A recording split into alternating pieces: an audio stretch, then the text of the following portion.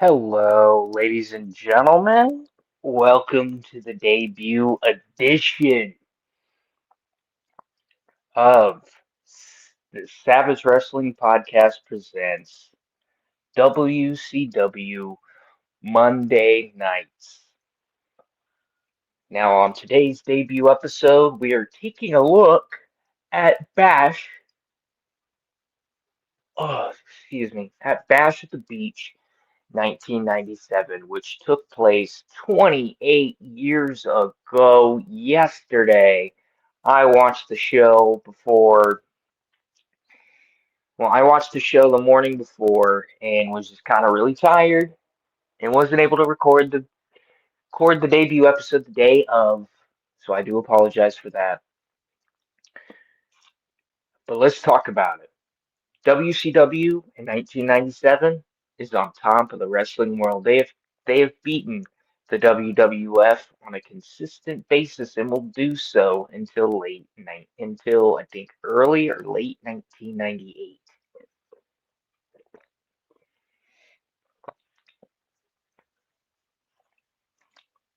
But in between that period, obviously we have the debut of Nitro on September 4th, 1995. And then we have the debut of Scott Hall in the summer, in the leading into the summer of 1996, then at Bash at the Beach 1996, the New World Order has taken shape and is taking hold of WCW. Hulk Hogan is your current World Heavyweight Champion.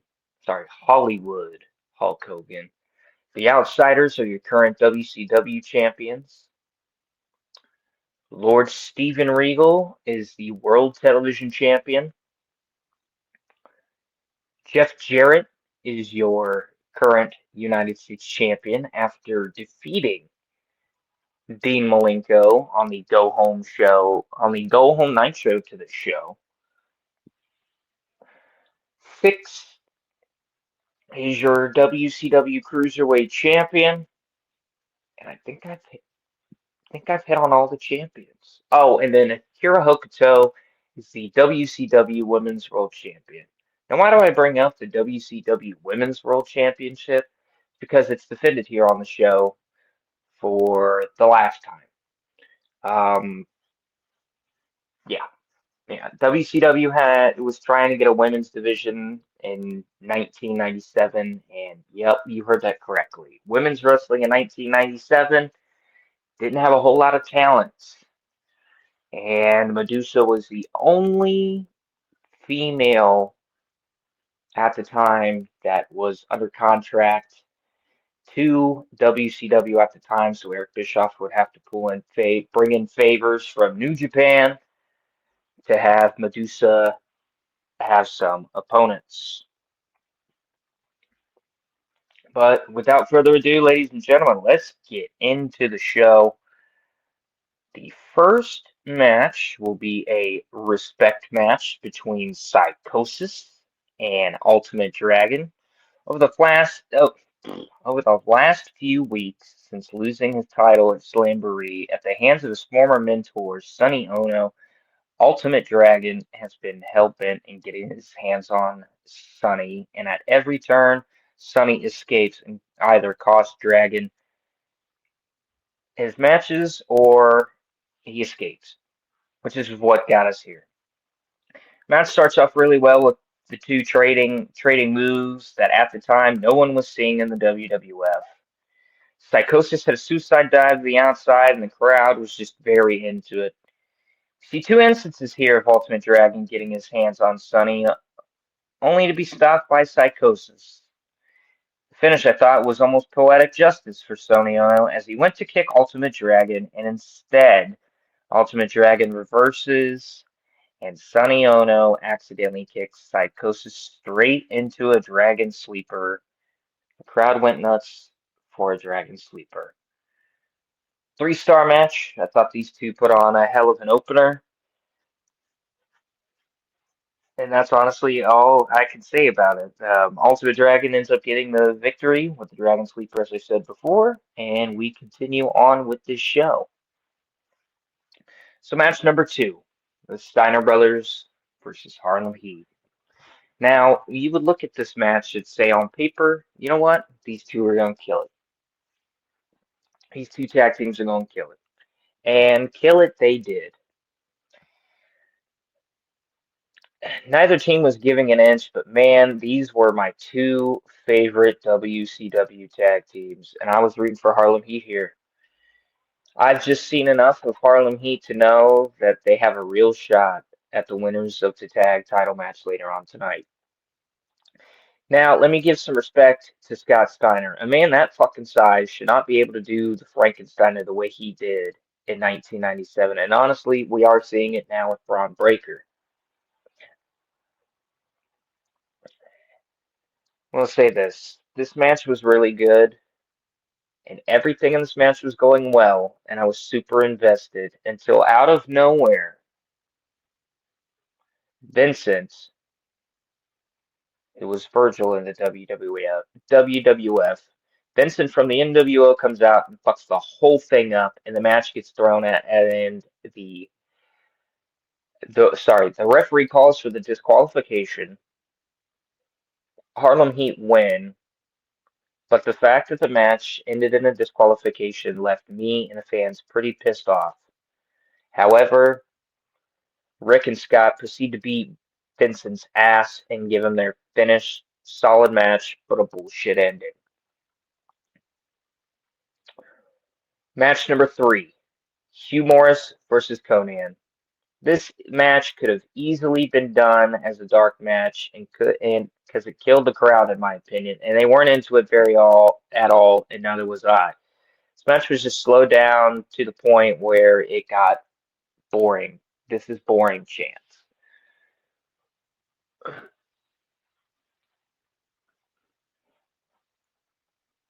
Oh, love the Riddler inspired tights from Hugh Morris though. He ends up taking the L. Conan wins 3 1/4 star. I forgot to mention that I gave the last match the Steiner Brothers and Harlem Heat despite the disqualification finish. The match beforehand was a solid 2 1/4. Now this next match should have happened last year, but I get it. Glacier and Wrath. You know, if I've said it once, I'll say it again, and I'm willing to give things a chance, but this storyline just sucks. It's the wrong place, wrong time. Mortis is handcuffed to the rope, by the way. That was added on WCW Saturday Night. Now let me bring up WCW Saturday Night for a second. I know that I'm watching through the entire Nitro era, and WCW Saturday Night is included in that until Thunder debuts, but WWE does not have the 1996-97 versions of WCW Saturday Night, so I can't watch those. So I do apologize for that. But if anybody knows where I could watch episodes of WCW Saturday Night, hit me up on my X account at Aaron Baker 1995 with a link, and I would appreciate it. That was the biggest move of the match, Tony Schiavone. Tony Schiavone said, and it was an understatement in this match, and it was a superplex. Finish came when Mortis tried to throw a chain to Wrath. It was overthrown, while James Vandenberg had referee Nick Patrick distracted trying to get the handcuff key. The chain is then used by Glacier to get the pinfall. After the match shenanigans, James Vandenberg, aka the Sinister Minister, ends up getting the key, sets Mortis free. The trio then handcuff Glacier and put the beat down on him. WCW referees hold back Mortis Wrath and James Vandenberg while they unhandcuff Glacier. No Ernest Miller here, who helped defend Glacier at Slamboree, but he was brought up by the commentary team. That was one thing that I did find to be rather weird. that there was no Ernest Cat Miller because there was a perfect opportunity for him to come out on this pay-per-view, and he did not. Now here we go. Match number 5. There were 9 total matches on the show, by the way. Match number 5. WCW Women's Title. Career versus title match. Medusa versus Akira Hokuto. Oh, I gave the last match 1 star. I try not to give things, a dud rating. I try to give them at least a 3/4 of a star because, these are people, folks. They were trying. Just because us as fans don't like it doesn't mean that they didn't put their heart and soul into it. Now, if I have to give WCW credit on anything, it is the fact that they were willing to try something the audience wasn't really accustomed to or even the wrestling business was ready for. And this match proves it here. Women's wrestling in 1997. Where else are you going to see it besides WCW? And I know WWF would follow the trend in 98 and even more so in 99. But just for the sake of the show, let's focus on 97. The WWF at the time was not having any women's wrestling. And they would have women's stars, but they would kind of be in more of a valet role. I'm talking like China, Sable's running around here with Mark Marrow, and she's getting over. Sonny Ono is back here again. Medusa was the obvious favorite. I mean, it's Middle America for crying out loud. The amount of USA chants was unreal. These women were putting on a absolute storytelling match. And honestly, it woke the crowd up. They wanted Medusa big. But as it went on, I became a big Akira Hokuto fan. Oh, the power of drugs and weed pens. She just snaps. She just knows how to snap into a suplex. She did a superplex that just looked devastating. And I gotta give it to Medusa here. I don't know if she actually blew out her knee in this match, or if it was just story. But man, she gave it her all. Finish came. Finish finally came when Medusa was getting a comeback, and she went for her finish, and she just collapsed. Her knee buckled. Akira wins after hitting a brain buster, and by the match stipulation, Medusa's career is over, and so was the WCW Women's Division shortly after. Gene Okerlund tries to get a word in with Medusa and the trainer after the match, and neither say a word. And honestly, I see what Gene was trying to do. He was just trying to do his job, but it was not time for a report. And you could obviously tell that Medusa was very, very upset and distraught. Reports say that Medusa would end up taking a 2-year hiatus from the company shortly after this pay-per-view. At the time of this recording, folks, I don't know what the break was for or the hiatus. She ends up coming back in 1999, so we will see Medusa in 2 years' time. Match number 6, return death match, Chris Benoit versus Ming. I think that they had a death match at Slamboree. They honestly should have just called this a submission match. But say what you want about Chris Benoit and his tragedy, but for the sake of the series, we're focused on in-ring talent, and I do enjoy a good Chris Benoit match. And honestly, as I said earlier, this match should have been called a submission match instead of a death match because I was expecting something totally different. And that's one gripe I have with WCW. It's the fact that they named this a death match. There were no use of tables, no chairs, nothing but very stiff chops and fighting on the outside. Benoit finally wins via crossface after a 4th attempt, and Nick Patrick calls for the bell as Ming is out cold. Both men are stretchered out to play on the brutality of this match, and Ming even falls off the stretcher.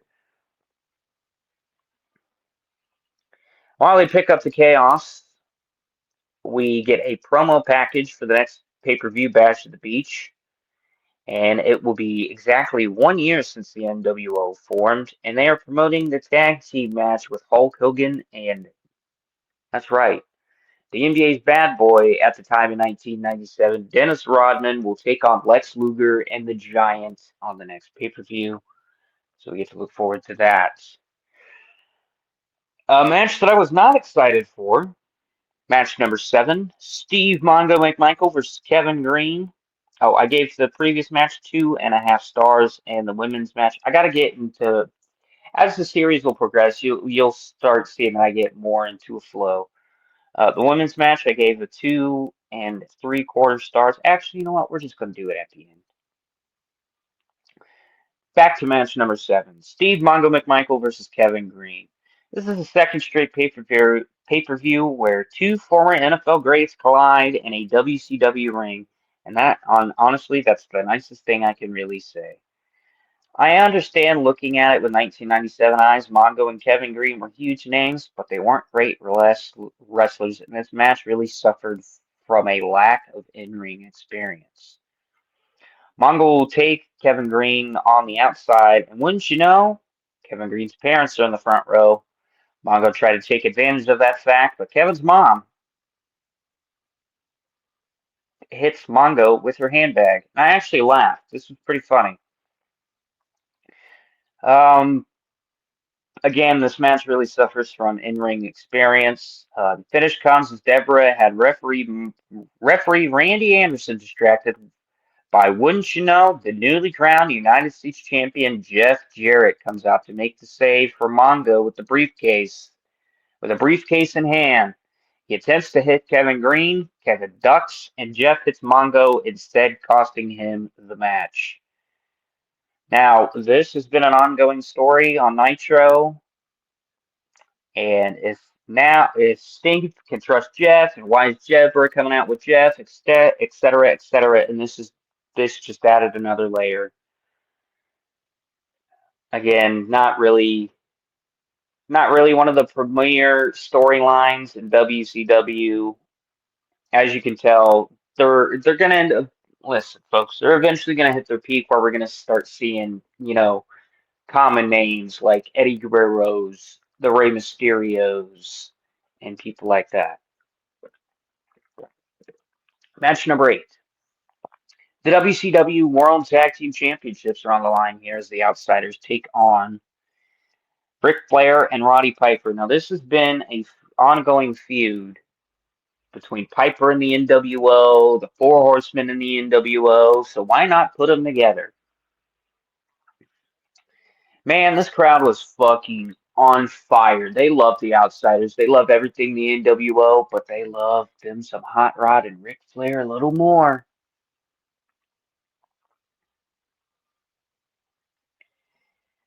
Um, I will say this did feel a little overbooked with the amount of times the referee was distracted, or especially when Six interfered, leading to Ric Flair completely disappearing from the match and leaving Roddy Piper on his own to deal with the Wolves,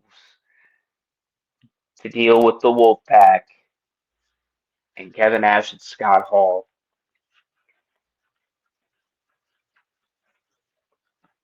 And I just love the storytelling. Piper's a fucking madman, and you know that he could take on these two if he wanted to. He puts up a really good fight. He goes to reach for a tag, and no one's home. No tag. No tag team partner. And he's all alone. But it wasn't enough. Hall ends up hitting the Outsiders' edge, and gets the victory. Outsiders retain, and the question remains: what happened to Ric Flair? Match number 9, the main event. And the reason why everybody bought this pay-per-view back in the day: Diamond Dallas Page versus Macho Man Randy Savage, Part 2. Last Man Standing. Here we are, folks. The main event. And one of my favorite WCW feuds up to my watch through at this point. match was an all-out brawl, and I could see why weapons weren't really used in the death match because they got used here.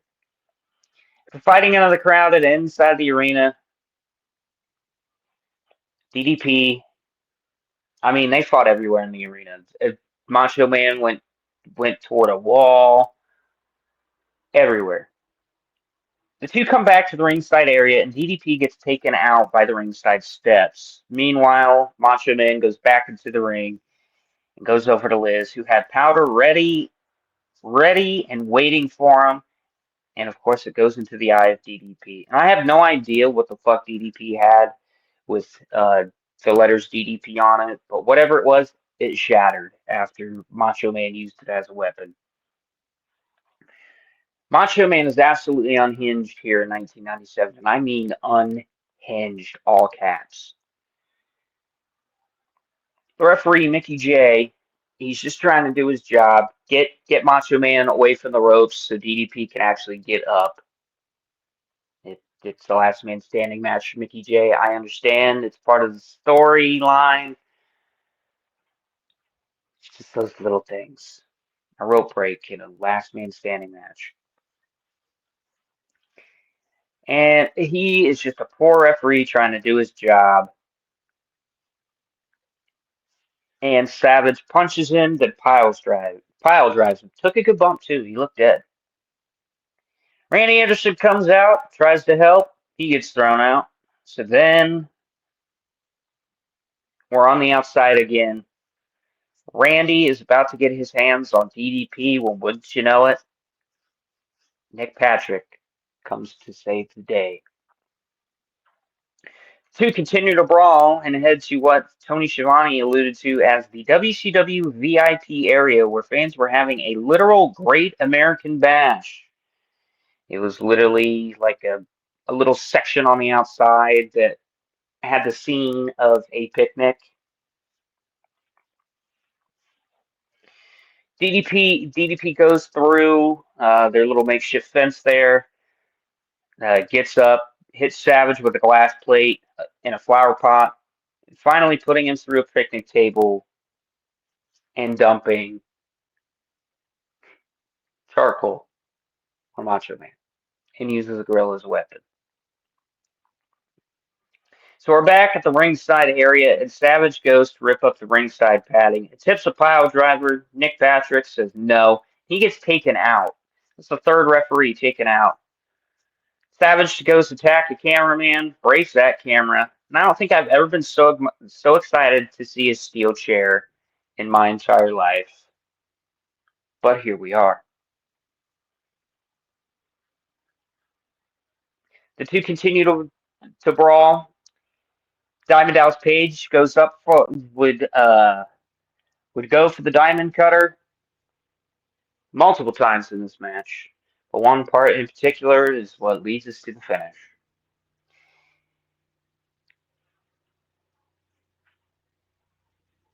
DDP goes for the diamond cutter. Savage low blows him and attempts to suplex. DDP gets out of the suplex and hits a diamond cutter, and the crowd goes bananas. So one thing I'm going to say, the last two matches, the crowd had been the loudest the entire night.